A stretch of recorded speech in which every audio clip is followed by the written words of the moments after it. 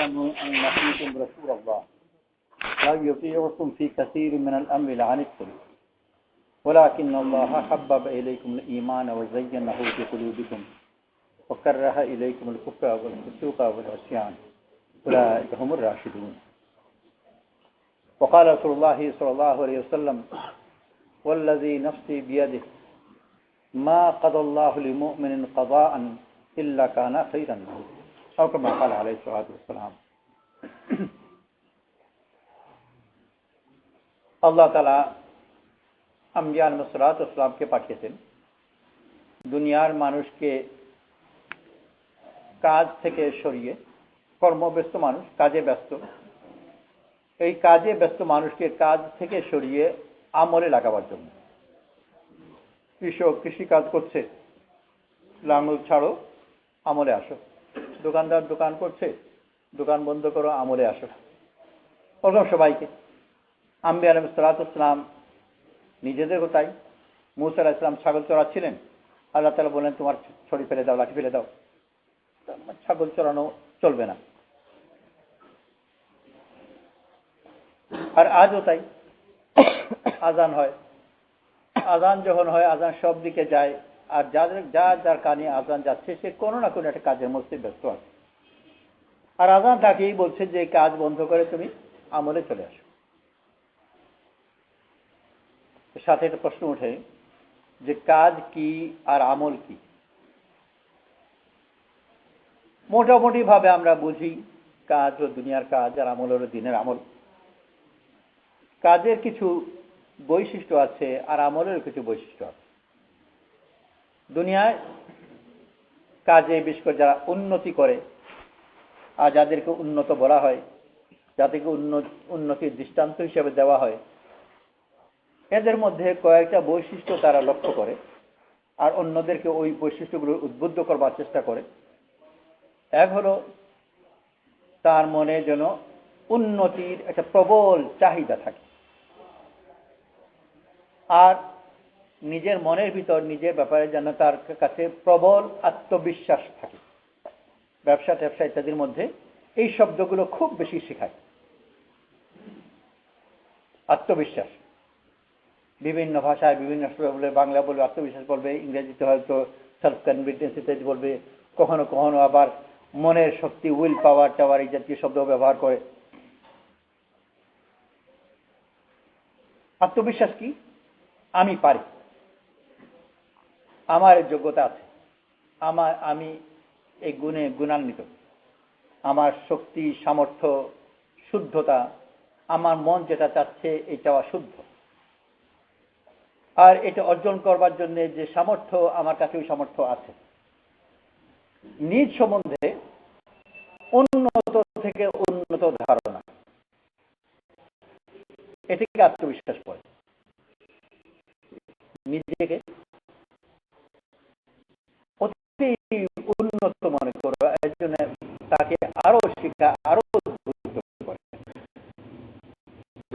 অপরদিকে তার পারিপার্শ্বিক অবস্থা, যে অবস্থার মধ্যে সে আছে, ও যেটাই হোক না কেন ওইটার উপর অসন্তুষ্টি শিখায়,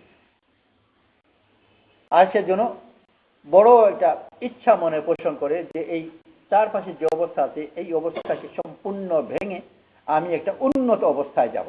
উন্নত অবস্থায় যাব বলতেই বোঝায় যে আমার বর্তমান অবস্থা বড় অনুন্নত। ব্যবসার মধ্যে, ব্যবসা শিক্ষা টিকা ইত্যাদির মধ্যে এক হলো পদ্ধতি, কিন্তু ভিতরে যে মৌলিক নীতি বলা যেতে পারে যেটাকে শেখায়, সে ব্যবসাতে হোক আর সামরিক বাহিনীতে হোক আর রাজনীতিতে হোক, সব জায়গায় এই দুটো নীতির উপর খুব জোর দেওয়া হয়। আত্মবিশ্বাস অর্থাৎ নিজেকে মহান হিসাবে দেখো, আর বর্তমান অবস্থার উপর তুমি অসন্তুষ্ট হও।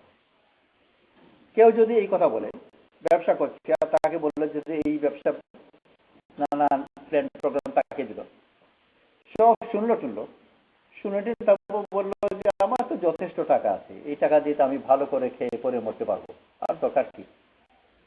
এই কথা যদি শুনে, তাহলে যে ব্যবসায় নীতিটিতে যে পড়ায় বা যে বোঝাচ্ছে তাকে উদ্বুদ্ধ করছে, জোকের মুখে নুন দেওয়ার মতো। ও শুনে বলবে এই মরা মানুষকে আমি কি করবো, ওকে কিচ্ছু করা যাবে না, নিরাশ হয়ে যাবে, এখানে কিচ্ছু হবে না। তারপর তার আত্মীয়স্বজন যদি কেউ কেউ থাকে, তারপর তাদেরকে গিয়ে বলবে যে এখানে কিচ্ছু হবে না, নিরাশ হয়ে যাও, কোনো আশা নাই। কেন? ওর ভিতর আকাঙ্ক্ষা নিজ বর্তমান অবস্থায় সে তৃপ্ত, সন্তুষ্ট। আর উন্নতির প্রথম ধাপই হচ্ছে অসন্তুষ্ট। বর্তমান অবস্থায় যদি সে অসন্তুষ্ট না হয়, পরবর্তী অবস্থার জন্য আকাঙ্ক্ষী হবে না। আর যত বেশি প্রবল ভাবে অসন্তুষ্ট হবে, ওইটাকে পরিবর্তনের আগ্রহ তার তত বেশি প্রবল হবে। তো দুই জিনিস, একটা আমি পরিবর্তন করতে পারি আর পরিবর্তন করতে চাওয়া। আমার বর্তমান অবস্থায় আমরা অসন্তুষ্ট। পায়ে হেঁটে যাই, কম পক্ষে ও যেন রাখে এটা সাইকেল কিনতে হবে। আর সাইকেল কেনার জন্য যা যা প্রয়োজন, এই মুহূর্তে আমার টাকা না থাকতে পারে, কিন্তু আমার ভিতর, আমার মনের ভিতর এই যোগ্যতা আছে, আমার আত্মবিশ্বাস আছে, আমি যদি পরিশ্রম করি তাহলে সাইকেল কেন আমি অনেক কিছু করতে পারবো, এটা তাকে শেখানো হয়। এখন তোমার পায়ে হেঁটে যে যাচ্ছ এই অবস্থার উপর তুমি অসন্তুষ্ট হও, আর তুমি যে সাইকেল কিনতে পারো এটাকে তুমি সম্ভব মনে করো, এটা অসম্ভব জিনিস নয়। আর এটা যেন কখনো থেমে না যায়। সাইকেল যদি সে কিনে ফেলে কিনবার আগেই, যখন তার কাছে মনে হবে যে সাইকেল কেনার মতো একটা সামর্থ্য তার অবস্থা হয়ে গেছে, তখন তার পরবর্তী ধাপ হচ্ছে যে এখন সাইকেল কেনাকে তুমি আপাতত হিসেবে রাখতে পারো, কিন্তু তখন তাকে নিজের মনকে বোঝাবে। আর সে যদি ঠিকই ওই ব্যক্তি হয় যে জীবনে অনেক উন্নতি করবে, তাহলে সে ওই ব্যক্তি হবে যে সাইকেল কেনার যখনই তার কাছে সম্ভব জিনিস মনে হবে, তখনই সাইকেল তার কাছে তুচ্ছ হয়ে যাবে। আমরা পুরো ভদ্রকে সাইকেল চালায় না, আর যদিও সাইকেল হয়তো কিনছে, কিন্তু এটা যেন অতৃপ্তির সাথে কিনে, যে আপাতত ঠেকায় পড়ে কিনছি। আর সাইকেল কিনাকে এটা বিরাট জিনিস মনে না করে, তুচ্ছ ব্যাপার। যেমনি সাইকেল তার মোটামুটি নাগালের মধ্যে এসে গেল, সাথে সাথে যেন এই ব্যাপারে সে অতৃপ্ত হয় আর মোটরসাইকেলে চিন্তা করে ওরকম। আর এটা কোনো শেষ নেই। দুনিয়ার মালিক তো কেউ হবে না, কিন্তু হয়েও যদি যায় সে যেন অসন্তুষ্ট থাকে। কারণ দুনিয়ার উন্নতির জন্য এই দুটো শর্ত অত্যন্ত জরুরি। এছাড়া তাকে দিয়ে দুনিয়ার যারা উন্নতি চায়, যদি এর মধ্যে দুটোর মধ্যে যে কোনো একটা না থাকে, বর্তমান অবস্থায় যে সন্তুষ্ট হয়ে গেল, একে কিচ্ছু নিরাশ কিচ্ছু হবে। একেবারে যারা দেখে মানে মন ভাবে বন বরাবর কিচ্ছু হবে না, যেন ও তো মরা মানুষ, ওকে কিচ্ছু হবে না। বা যদি সে বলে যে আমি আর আমার বুদ্ধিশুদ্ধি কম, লেখাপড়া ছাত্র ভালো না, আমি কোনো বড় লোকের ছেলেও না, এমন কিছু নেই, আমাকে এতেই সন্তুষ্ট থাকতে হবে।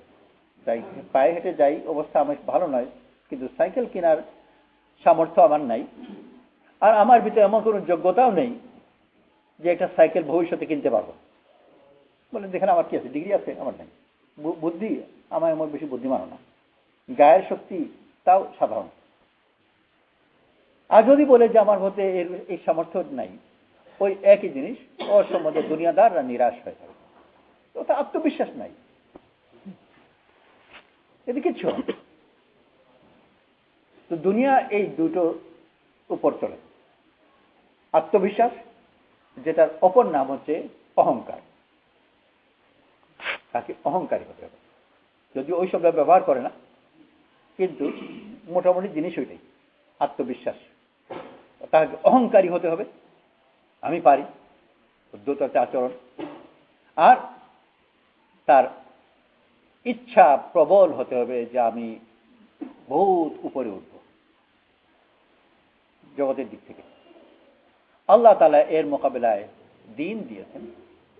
দিনের মধ্যেও ওই দুটো জিনিস আড়ালে আছে, একেবারে সরাসরি না। এক হলো নিজের উপর সন্দেহ,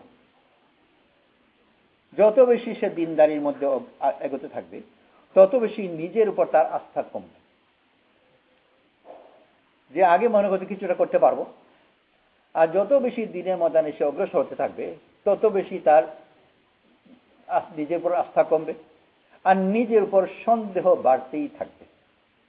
মালামত, নিজেকে অভিযোগ করবে, দোষারোপ করবে।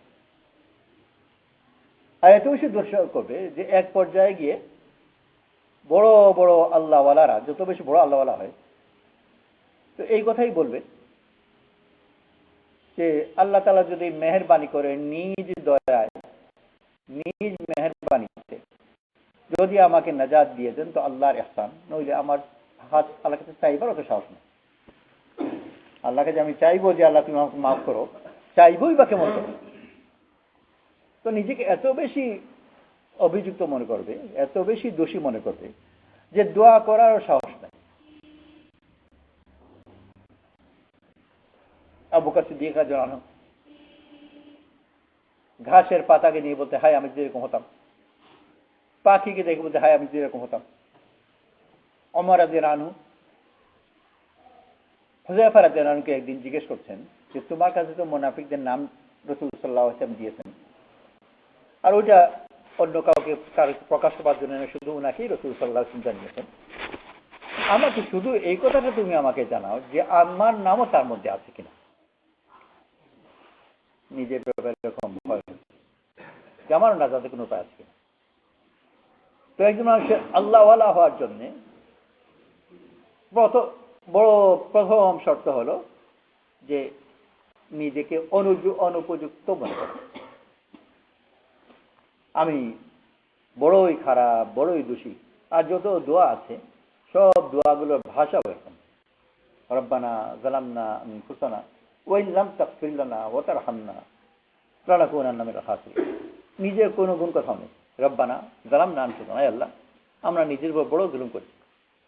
ওয়া ইন লাম তাগফির লানা, মেহেরবানি করে তুমি যদি মাফ না করো তাহলে আমার বাঁচার কোনো উপায় নেই। সব জাতীয় ইস্তেগফার তাদের আল্লাহওয়ালাদের দোয়ার মধ্যে এই ধরনের জিনিস এলো একটা। অপরটা হলো যে অবস্থায় আছি আল্লাহ তাআলা আমাকে বড় ভালো অবস্থায় রেখেছে। যে অবস্থা থাকি, কেমন আছো? আলহামদুলিল্লাহ। 3 দিন খায়নি, তাকে জিজ্ঞেস করো যে কেমন আছো, আল্লাহ আমাকে বড় নিয়ামতের মধ্যে রেখেছে। আর এই কথা কোন বানিয়ে বলবে, দিল থেকে বলে আল্লাহ নিয়ামতের মধ্যে আছে। মানুষের দৃষ্টিতে সে লাঞ্ছিত, অপদস্থ, মানুষ তার সাথে খারাপ ব্যবহার করছে, মারছে, আর ওই অবস্থায় তাকে জিজ্ঞেস করে আছো, আল্লাহ তাআলা বড় ভালো। লোকজন কেমন? বলে বড় ভালো, ওরা আমার সাথে বড় ভালো আচরণ করছে। ওমর রাদিয়াল্লাহু মতো ব্যক্তি সাঈদ ইবনে আমির সমত রাদিয়াল্লাহু আনহুকে সাথে তারা ভালো ব্যবহার করলো না। উনি বললেন যে বড় খারাপ মানুষ তোমার সাথে একটা সবারই দিল না আসবার সময়। উনি বললেন, না না, আমি তাদেরকে খুব ভালো মানুষ হিসেবে দেখেছি, তাদের সম্বন্ধে খারাপ বলো না।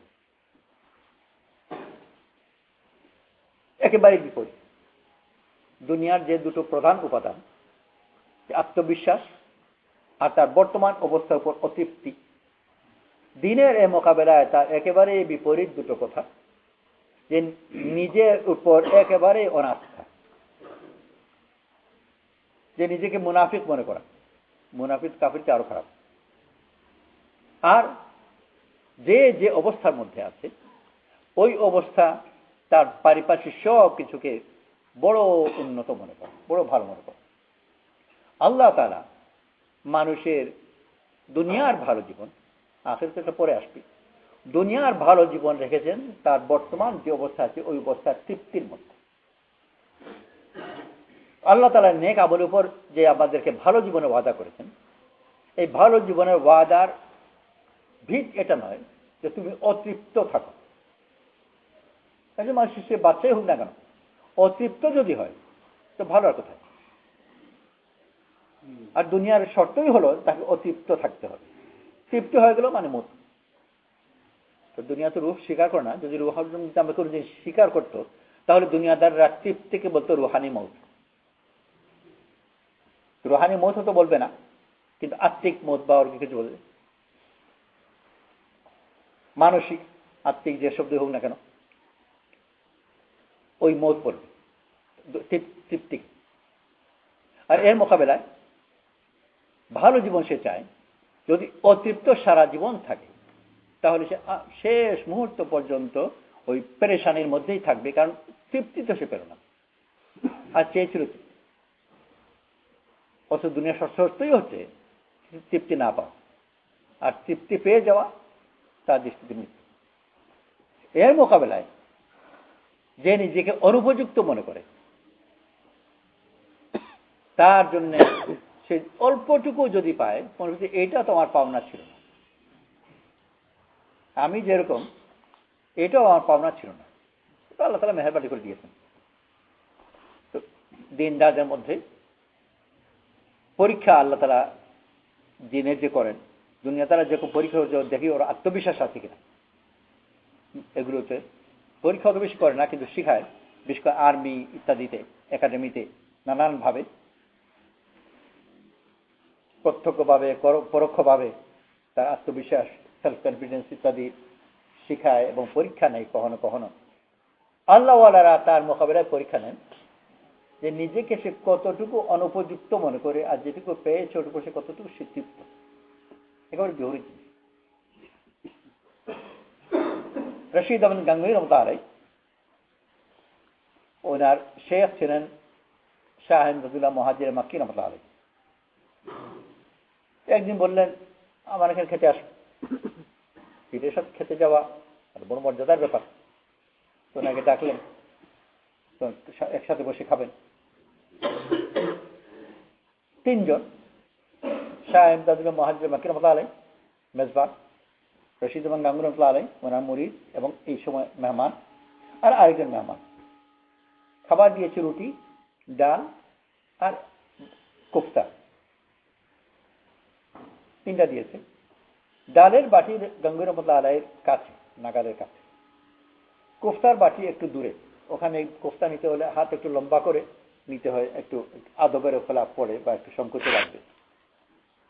অন্য যে আরেকজন মেহমান ছিলেন, উনি হযরত হাজী সাহেব রহমাতুল্লাহ আলাইহিকে এনার কথা খেয়াল করে বললেন যে রশিদ আহমদ সাহেব কোফতাটা বাটিটা দূরে হয়ে গেছে, তো ওখানে একটু এগিয়ে দিলে উনি নিতে পারবেন। শাহ আহমদুল্লাহ মুহাজির মাক্কি রহমাতুল্লাহ আলাইহি ওনার ওই মেহমানের এই কথার উত্তরে বললেন যে এখানে যে খাচ্ছে ওইটাই তো ওর জন্য বহুত কিছু, ওর কত কথা চলছে, চামারের মতো ওখানে বসে বসে খাবে। আর এই শব্দের ব্যবহার করলেন, উচিত তো ছিল চামারের মতো ওখানে বসে খাবে। গাঙ্গুহি রহমাতুল্লাহ পরবর্তীতে বলছেন, আর উনি আমার দিকে তাকাচ্ছেন, দেখছেন প্রতিক্রিয়া কি। গাঙ্গুহি রহমাতুল্লাহ আলাইহি আল্লাহ মেহেরবানি বড় তৃপ্তির সাথে বললেন, আল্লাহ মেহেরবানি, আমার কোনো খারাপ লাগেনি এই কথা। তো বলছেন, ওই একবারই আমার পরীক্ষা করে নিজেকে কতটুকু অনুপযুক্ত মনে করে, এটা হলো দ্বীনের ময়দানের উন্নতি বড় রাস্তা। যে নিজেকে কত তুচ্ছ দেখতে পায়, আর তুচ্ছ যদি দেখে তো বাইরে যে অবস্থাই হোক না কেন ওটা সে ভালো মনে হবে। কেউ যদি তাকে শুধু একটা ভাঙা প্লেটে দাও আর বসবার আসন না দিয়ে পেটে ধাক্কা দিয়ে বললো যে খেয়ে নাও, ভাত দিল, নুন ছিটিয়ে দিল, অতি তাচ্ছিল্যের সাথে, যে আমাদের দেশের ফকির যাদেরকে বলে, ঠিকই ফকির, যে ও অতি সন্তুষ্ট, ও তো মান সম্মান চায়ও না, চায় একটু ভাত, ওর ক্ষুধা, ভাত চায়। নুন দিয়ে যদি ভাত দেয় যার ক্ষুধার মধ্যে, ওইটাই তার কাছে মজাও লাগবে, আর সম্মানের সে দাবিদারও না, ভাত পেয়ে গেছে সন্তুষ্ট। কিন্তু যে সম্মান, মান সম্মান ইত্যাদি চায়, তার দাবি আরো অনেক কিছু। এইটা কেমন বললো, ওইটা কেন করলো, এইভাবে দিতে হবে, ওইভাবে দিতে হবে, আমাকে সে কি ভেবেছে, চেনে না। আর দিনের ময়দানে সে যতই তাকে তাচ্ছিল্যের নজরে দেখবে ততই সে মনে করবে যে আমাকে চিহ্ন কেমন করে। দুনিয়াদার লোক তাকে খুব সম্মান যদি করে, একজন বড় কিছু একটা অজানা জায়গায় তাকে খুব ভালো আসনে বসালো, খুব সম্মানযত্ন করল, সে কিন্তু তার পরিচয় দেয়নি, আমি কোথাকার কি কোনো পরিচয় দেয়নি, কিন্তু তাকে খুব সম্মান করছে যেখানে গেছে অজানা জায়গায়। সে মনে মনে ভাবে যে আমাকে চিনল কেমন করে। আর দিনদার একজন লোক তার মোকাবেলায় কোথাও গেল, সে তার কোনো পরিচয় দেয়নি, আর মানুষ তার সাথে খুব খারাপ ব্যবহার করছে, অতি খারাপ আচরণ করছে, তার সাথে কথা বলছে তাচ্ছিল্যের সাথে, অবজ্ঞার সাথে, সে মনে মনে ভাববে যে আমাকে চিনল কেমন করে।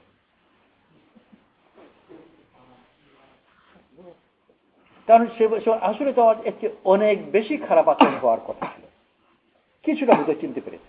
তার মনে হয় ঠিকই ভাবে বোধহয় ওই কথাটা জানে, বোধহয় ওই ব্যাপারটা জানে,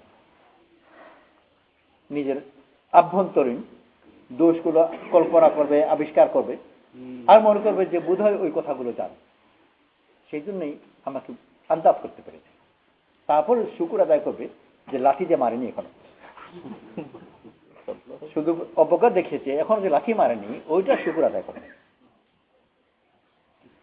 আর এর মোকাবেলায় দুনিয়াটা যদি হয় তাকে খুব সম্মান টমান করে, বোধহয় কিছুটা চিনতে পেরেছে, আরো ভালো করে চিনলে তো আরো মাথায় উপর উঠাতো।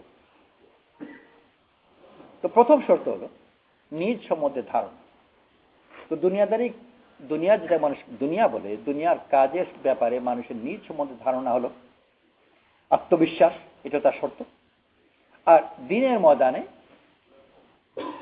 নিজেকে মালামত করা, দোষী সাব্যস্ত করা, সব অলিয়ালাদের এই বৈশিষ্ট্য, যে যত খারাপ নিজেকে ভাবতে পারে আশেপাশে সব অবস্থা তুলনা। রশিদ আহমদ গাঙ্গুহি রাহমাতুল্লাহ আলাইহি কোন এক মজলিসের মধ্যে একবার কসম খেয়ে বলেন, আল্লাহর কসম আমার মধ্যে কোনো যোগ্যতা নেই। উনি উঠে যাওয়ার পরে উপস্থিত ওলামারা যারা ছিলেন, আল্লাহরা ছিলেন, তারা নিজেদের মধ্যে আলাপ আরম্ভ করলেন যে নিজেকে অযোগ্য মনে করা, বিনয় ইত্যাদি এগুলো তো ভালো, কিন্তু প্রশ্ন হলো আল্লাহর কসম খেয়ে মিথ্যা বলা যায় কিনা। শুধু যদি বলতেন যে আমি একজন অযোগ্য লোক, তো মনে নেবে যে হ্যাঁ ঠিক আছে, আল্লাহওয়ালা মানুষ তো অহংকারী হবে না, বিনয়ী হবে। কিন্তু উনি বলছে আল্লাহর কসম আমার মধ্যে কোনো যোগ্যতা নেই। আর উনি একজন আলিম, একজন মুফতি, বর্তমান ওই জমানার সবচেয়ে বড় মুফতি। প্রশ্ন উঠল যে কসম খেয়ে মিথ্যা বলা যায় কে? বিনয় তো করলাম, কিন্তু কসম যদি মিথ্যা কথা বলি তো ওতে গুনাহ হলো, তো গুনাহ করে বিনা করা যায় যাবে কিনা?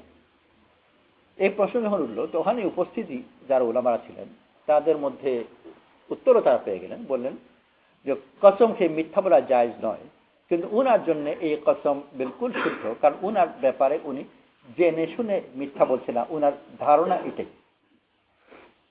উনি ইচ্ছাকৃত সচেতন ভাবে মিথ্যা কথা বলছেন না, উনি যে কসম খাচ্ছেন একেবারে সত্য মনে করেই কসম খাচ্ছেন। তো এক হলো নিজের সম্বন্ধে খারাপ ধারণা, অপর দিক হলো বাইরের অবস্থা সম্বন্ধে ভালো ধারণা।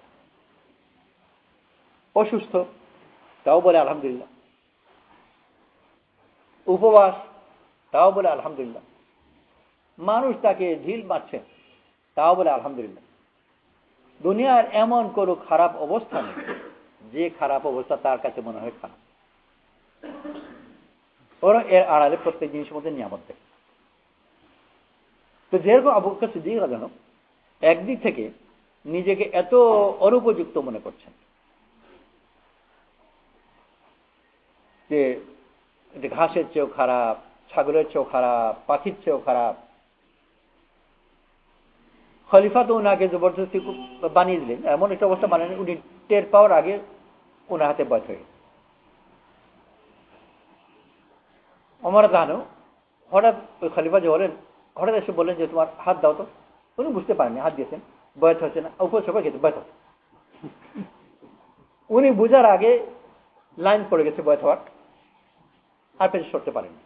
3 দিন পর্যন্ত বারবার করে ঘোষণা করেছেন যে উপযুক্ত ব্যক্তির কাছে এটা দেওয়া দরকার, আর আমাকে এখান থেকে সরাও, কিন্তু কেউ আসেনি। আর ওমর রাদিয়াল্লাহু আনহু বিস্কার করতে পারলেন যে এটা তোমার হাত থেকে যাবে, কিন্তু নিজেকে অনুপযুক্ত দেখছে সবসময়। অপরদিকে বাইরের প্রতি অবস্থা বা প্রত্যেক ঘটনা, প্রত্যেক জিনিসকে এত শুকরের জিনিস মনে করছে যে এমন কোনো খারাপ অবস্থা নেই যেটার কোনো শুকর আদায় করেন। আর ওই একটা ঘটনায় মজমার সামনে কয়েকবার বলেছি, আবার বলছি, যে ওনার ছেলে ছিলেন আব্দুল্লাহ ইবনে আবু বকর। তাইফের দিনে তাইফবাসীর তীর ওনার গায়ে লাগলো, জখম হলেন, আর ওই তীরে উনি পরবর্তীতে কিছুদিন পর ইন্তেকাল করলেন। আবু বকর সিদ্দিক আমার কাছে ওনার তীর ছিল, ওই তীর যে তীর ছেলে মারা গেছেন।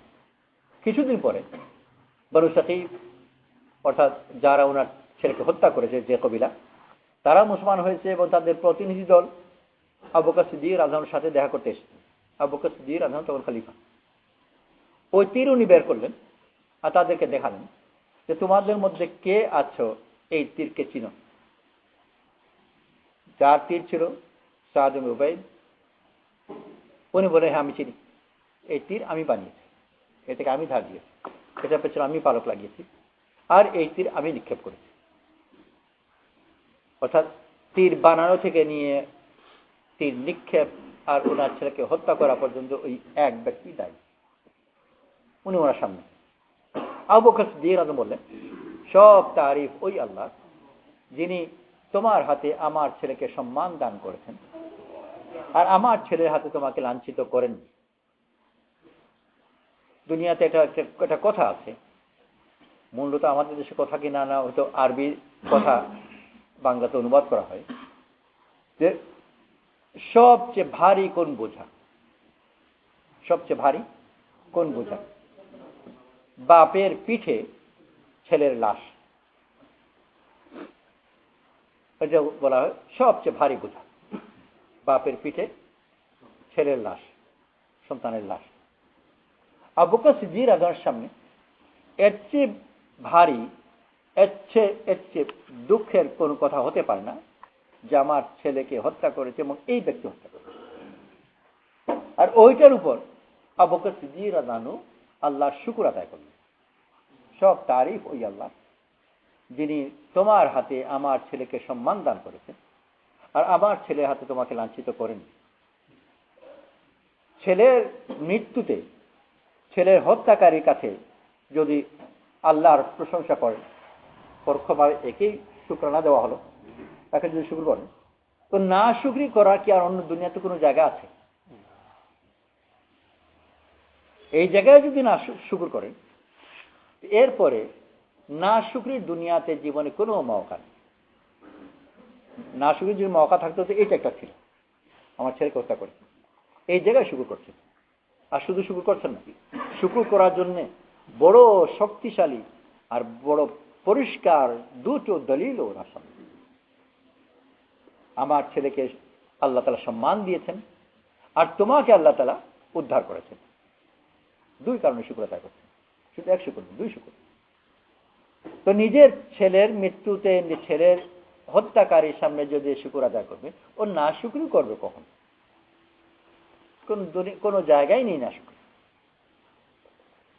আর আল্লাহর কাছ থেকে, রাসূল সাল্লাল্লাহু আলাইহি ওয়াসাল্লামের কাছ থেকে এত সব সুসংবাদ পাওয়ার পরেও নিজের ব্যাপারে যদি সন্দিহান থাকেন যে জান্নাতে যাব না জাহান্নামে যাব, তাহলে নিশ্চিত হবে কে? আর আবু বকর সিদ্দিক রাদিয়াল্লাহু আনহু এই ব্যাপারে একমাত্র ব্যক্তি না। ওমর রাদিয়াল্লাহু আনহু তিনি নামাজ যখন পড়াচ্ছিলেন, ওনাকে আঘাত করলো, আর ওই আঘাতে পরবর্তীতে উনি 3 দিন পরে, 2.5 দিন পরে ইন্তেকাল করলেন। ওনাকে মেরেছে। এই যে 2.5 দিন পর্যন্ত থাকলেন সজ্ঞানে, সচেতন ভাবে অনেকগুলো জরুরি কাজ, অত্যন্ত গুরুত্বপূর্ণ কাজ এই 2.5 দিনের মধ্যে সম্পন্ন করলেন।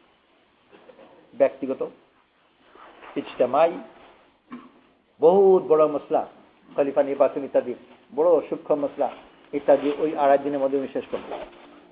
একবারও এই প্রশ্ন ওঠেনি যে আমাকে কে মারলো, অর্থাৎ তার উপযুক্ত শাস্তি হলো কিনা, তারে ধরলে কিনা, ইত্যাদি ইত্যাদি।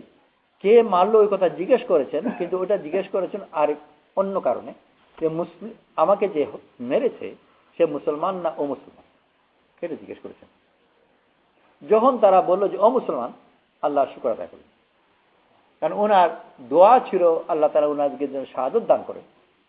যদি মুসলমানের হাতে মারা যেতেন এই ব্যাপারে সন্দেহ হতো যে আমি শহীদ কিনা। যখন জানলেন যে অমুসলমানের হাতে, আল্লাহর শুকর আদায় করলেন। তো তোমাকে অমুক মেরেছে এই কথা জানলে বলে আলহামদুলিল্লাহ, হায় রে মরে গেলাম রে, ওই ধরনের কোনো কথা নেই, আল্লাহর শুকর। অন্যান্য অনেকগুলো কথা, আর ওই কথার মধ্যে এত শান্ত আর দিনের কাজ করে যাচ্ছে। একজন সুস্থ শান্ত না থাকলে দিনের কাজ করতে পারে না। বড় যে খেলাফত নির্বাচনের বড় সূক্ষ্ম কথা, এর মধ্যে বহুতগুলো মাসাইল এই সময়ের মধ্যে দিয়ে গেছে, বড় বড় মাসাইল সমাধান দিয়ে গেছেন। নির্বাচন আগে কি করতে হবে, পরে কি করতে হবে, কি কি করণীয়, অনেকগুলো জিনিস। শুধু যে বড় বড় সমস্যার সমাধান করেছে তা না, ছোটখাটো জিনিসও চোখে এড়ায়। ওনার কাছে লোক দেখা করতে আসছে, একজন যুবক এসে দেখা করতে, ফিরে যখন যাচ্ছেন দেখলেন যে ওনার জামা বেশ লম্বা। লম্বা মানে এটা নয় যে একেবারে পায়ের ঘন্টার নিচে চলে গেছে, কিন্তু তার কাছাকাছি চলে গেছে, সেই হিসেবে লম্বা। ওই সময় নিচে জানা তো কারোই থাকতো না, সবাই জানা ভালো করে ওটা হারাম, কিন্তু কাছে চলে গেছে, সেই অর্থে লম্বা। উন্নত হচ্ছে, ভালো হচ্ছে মাঝখানে নিঃস্ব সাফ করে, সাফ এই পায়ের একটুগুলো তার আধা দিচ্ছে নিচে, সে একটু হিসেবে একটু লম্বা। উনি আহত আর মারা যাবেন, আর উনাকে দেখা করতে এসেছে। ফিরে যাওয়ার সময় যেখানে জামা একটু লম্বা, তাকে ডাকলেন আর ডেকে বললেন যে তোমার জামা একটু ছোট করো, এতে জামা বেশি দিন টিকবে আর তোমার তাকওয়ার উন্নতি হবে। আমার বিভাগ দেখে বলল যে নিজের জান নিয়ে টানাটানি আর ওর জামা নিয়ে অনেক চিন্তা, এটা কোনো পরোয়াই নাই। আমি যে মরে যাচ্ছি আর আমি যে অসুস্থ, এটা কোনো সমস্যাই নয়। বরং হায় হতাশ একবারও নেই, আর প্রত্যেকবার উনি শুকর আদায় করছেন। একবার পাঠালেন, ছেলেকে পাঠালেন আয়েশা রাদিয়াল্লাহু আনহার কাছে অনুমতি নিতে, যে কাছে যে রাসূল সাল্লাল্লাহু আলাইহি ওয়াসাল্লামের কাছে যে খালি জায়গা আছে ওখানে দফনের অনুমতি দেবেন কিনা। ওই জায়গার মালিক আয়েশা রাদিয়াল্লাহু আনহা। আয়েশা রাদিয়াল্লাহু আনহা বললেন যে এটা আমি আমার নিজের জন্যই রেখেছিলাম, কিন্তু আমি ওমরকে দেব। ফিরে এসে বললেন, অনুমতি দিয়েছেন। আবার শুকর আদায় করলেন, আর আল্লাহর কাছে খুব শুকর আদায় করলেন, না বললেন যে অনেক দিনের আশা ছিল। কিন্তু এই শুকর আদায় করে বড় আনন্দের সাথে গ্রহণ করলেন তা কিন্তু নয়। আবার বললেন মরে যাওয়ার পরে, জীবিত অবস্থায় অনুমতি নিয়েছেন, মরে যাওয়ার পরে দফন করবার আগে আয়েশা রাদিয়াল্লাহু আনহার কাছে আবার গিয়ে জিজ্ঞেস করবে। আর এটাও সতর্ক করে দিলেন, প্রথমবার সম্ভবত করেছেন, নাও দ্বিতীয়বার তো বটেই, যে জিজ্ঞেস করার সময় কোন ভাষায় জিজ্ঞেস করবে তাও বলে দিলেন। এই কথা বলবে না যে আমিরুল মুমিনিন অনুমতি চাচ্ছেন। আমিরুল মুমিনিন বললে দেওয়ার এক ধরনের বাধ্যতা এসে যায়। বলবেন ওমর ইবনে খাত্তাব বা ওমর এটার অনুমতি চাচ্ছে যে এই জায়গায় অনুমতি দেবেন কিনা। মরার পরে দফনের আগে যেন আবার জিজ্ঞেস করে। প্রশ্ন বলছে একবার তো জিজ্ঞেস করেছেন, আবার জিজ্ঞেস করা কেন? বিশ্বাস কি করেন? করেন। এই জন্য আবার জিজ্ঞেস করা যে জীবিত থাকা অবস্থায় হয় আমিরুল মুমিনিন হওয়ার কারণে তখনও আছেন, বা বিশেষ করে জীবিত থাকার কারণে এটা লজ্জার কারণেও হতে পারে। দেব মারা যাওয়ার পরে ওই লজ্জাও থাকবে না, কোনো কিছু থাকবে না, তখন খোলা মনে যদি দেন খোলা মনে দেবেন, আর তখন যদি বলেন না তো সেটা মেনে দেবেন। কত মাসাইলের ব্যাপারে, হুকুকের ব্যাপারে কত সূক্ষ্ম বিচার, ওইটা ওই সময় ছুটছে না। আর এই সব এই জন্যই সম্ভব যে নিজেকে কোনো মুসিবতের মধ্যে দেখছে না। কেউ মানুষ অসুস্থ থাকে তো সুস্থ চিন্তা করতে পারে। আমরা তো দুনিয়াতে দেখি মুসিবত পেরেশানি দূরের কথা, সামান্য পরীক্ষার হলে ঢুকলে ওর বুদ্ধি শুদ্ধি এলোমেলো হয়ে যায়, কিছু হয়নি, কেউ তাকে মারছে, ওরা ধরছে না, কিছু করছে না, সামান্য শুধু পরীক্ষার হলে ঢুকেছে, এতে বুদ্ধি কাজ করে। আর উনার মৌতের মধ্যে আছেন কাছেই, আর সূক্ষ্ম মশাইল দিয়ে খেয়াল রাখছেন। থানভী রহমাতুল্লাহ আলাইহি ওই যে মাদ্রাসা বা মসজিদ বা অন্যান্য দিনে কাজের জন্য চাঁদা চাওয়ার ব্যাপারে, তো একজন ধনী লোকের কাছে অঞ্চলের একজন আলিম বা পীর বা একজন সম্মানী ব্যক্তি চাঁদা চাইতে গেলেন। আর উনি যেহেতু একজন এত সম্মানী ব্যক্তি চাঁদা চাইতে এসেছেন, ওনাকে যে না বলতে তো লজ্জা লাগে, অমুক হুজুর এসছেন, তো লজ্জা লাগে। আর ওনার সম্মানের কারণে সে চাঁদা দিয়ে দিল। থানভী রহমাতুল্লাহ আলাইহি এটাকে ডাকাতির মাসলার মধ্যে ফেলেছে এবং হারাম। ডাকাত ছুরির জোর দিয়ে নেয়, আর ইনি সম্মানের জোর দিয়ে নেয়। টেকনিক ভিন্ন, পদ্ধতি ভিন্ন, নীতিগত একই জিনিস। ওমর রাদিয়াল্লাহু আনহু ওই কথা খেয়াল করে সে যে বলেছেন যে মারা যাওয়ার পরে আবার জিজ্ঞেস করতে, তখন যদি উনি অনুমতি দেন তখন গোপন করতে। এই অনেকগুলো ঘটনা, হায় হতাশ একটাও নেই, আর সব আল্লাহর কাছে শুকর। মদিনায় লোক পাঠালো খোঁজ নেওয়ার জন্য যে উনি যে মারা যাচ্ছেন এতে মদিনাবাসী আনন্দিত কিনা না কি দুঃখিত। ফিরে এসে বলল যে মদিনাবাসী খুব দুঃখিত, বিভিন্ন জায়গায় তারা কাঁদছে। আবার শুকর আদায় করলেন যে আল্লাহ তাআলা বড় মেহেরবানি যে আল্লাহ তাআলা আমাকে মুসলমানদের মধ্যে প্রিয় বানিয়েছেন, মাহবুব। এটাও একটা নিয়ামত, মুসলমানদের কাছে মাহবুব হওয়া। মা রাআল মুমিনুনা হাসানান ফাহুয়া ইনদাল্লাহি আহসান। এটা কথা বলা হয় যে মুমিনরা যাকে ভালো মনে করে আল্লাহর দৃষ্টিতেও সে ভালো। এই কথাগুলো এই জন্য বলছি যে আবু বকর সিদ্দিক রাদিয়াল্লাহু আনহু নিজের ছেলের মৃত্যুতে শুকর আদায় করছেন, ওমর রাদিয়াল্লাহু আনহু নিজের মৃত্যুতে শুকর আদায় করছেন। তো যদি ছেলের মৃত্যুতেও শুকর আদায় করে, নিজের মৌতেও শুকর আদায় করে, আর সবগুলো শুধু অসুখ হয়ে মরে গেলাম তা তো নয়, অন্যের আক্রমণ। মানুষ অসুখে মরলাম, তকদিরে আছে মেনে নিলাম, কিন্তু কেউ আক্রমণকে আমাকে মেরে ফেললো, কেউ বলে তকদিরে ছিল, তো নামাজি বলে ভাই তকদিরে ছিল, ও মেরেছে। আমাদের দিনদার লোক তকদির হতে সহজ মেনে নেয় নাকি? তকদিরে তো হয়তো থাকতেও পারে, কিন্তু আসল ব্যাপার তো ও মেরেছে।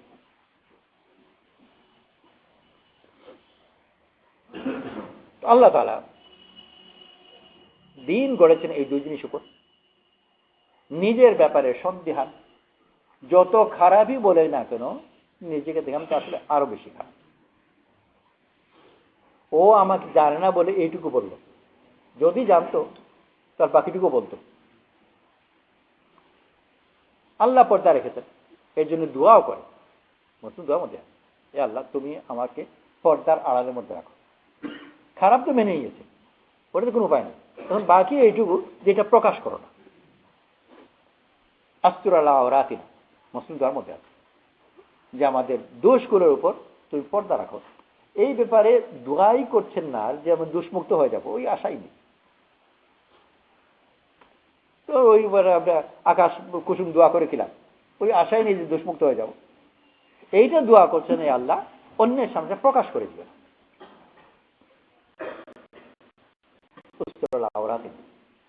মুসলিম দোয়ার মধ্যে আছে, আর আল্লাহ এই দোয়া করতেন তো নিজের দোষে ভরা, আর আল্লাহ তাআলা আমাকে যে অবস্থায় রেখেছে ওই অবস্থা চেয়ে ভালো আমার জন্য কোনো অবস্থা হতেই পারে, সবচেয়ে ভালো। যদি কেউ তার অবস্থার পর সন্তুষ্ট হয়ে যায় আর কথায় কথায় শুকর করতে পারে, তো হচ্ছে সুখী কে আছে? যাই হোক না কেন, 3 দিন উপবাসী হোক, আর ছেলের মৃত্যু হোক, আর নিজের মৃত্যু হোক, দিন থেকে যদি বলতে পারে যে আল্লাহ তাআলা আমাকে বড় ভালো রেখেছে, তো সুখের মধ্যে আছে। দুনিয়াদার লোক এদের সম্বন্ধে বলবে যে বোকার স্বর্গ, আর ও আছে বুদ্ধিমানের নরকে। বোকার স্বর্গ তার দৃষ্টিতে কি বোকা, এইটুকু স্বর্গের মধ্যে পড়ে, স্বর্গে তো আছে হোক না। আর ও বুদ্ধি করে কি হলো, বুদ্ধিমান নরকে আছে। দুনিয়াতেও নিজের জীবনকে নরকের মধ্যে বুদ্ধি দিয়ে ফেললো, কারণ তার কথা হলো আমার যোগ্যতা অনুসারে এইটা অনেক ছোট, ওই নরকই। আমার তো যে যোগ্যতা ছিল সেই হিসেবে আমার অনেক উপরে থাকার কথা। তো সে তার